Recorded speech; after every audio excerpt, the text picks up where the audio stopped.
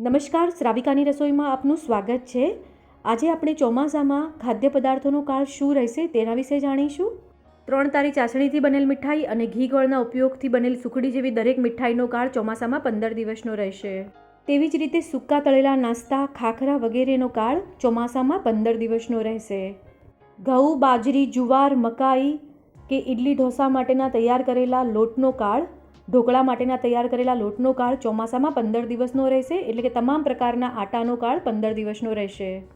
તવી પર શેકેલા મીઠાનો કાળ ચોમાસામાં 7 દિવસનો રહેશે।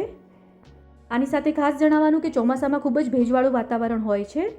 ઘણીવાર ધ્યાન ન રહ્યું હોય અને ડબ્બો ખુલ્લો રહી ગયો હોય તો વસ્તુ બગડવાની સંભાવના રહેલી હોય છે। તેના વર્ણગંધ રસરૂપમાં પરિવર્તન આવી જતું હોય છે। મીઠાની બરણી ખુલ્લી રહી જવાથી તેમાં પણ ભેજ આવી જાય છે।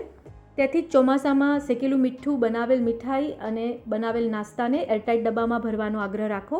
કડક નાસ્તાઓમાં ભેજના કારણે આવા પરિવર્તન આવવાના કારણે વસ્તુ સમયમર્યાદા પહેલાં જ અભક્ષ્ય બની જાય છે, તો ખાસ ધ્યાન રાખશો। અને ઉકાળેલા પાણીનો કાળ ચોમાસામાં 3 પ્રહરથી થોડોક ઓછો, એટલે કે 9 કલાકથી થોડોક ઓછો સમયનો રહેશે। આજની અમારી આ જાણકારી સારી લાગી હોય તો દરેક સુધી પહોંચાડજો। પૂરો વિડીયો જોવા બદલ આપ સૌનો આભાર, ધન્યવાદ, પ્રણામ। આપનો દિવસ શુભ રહે।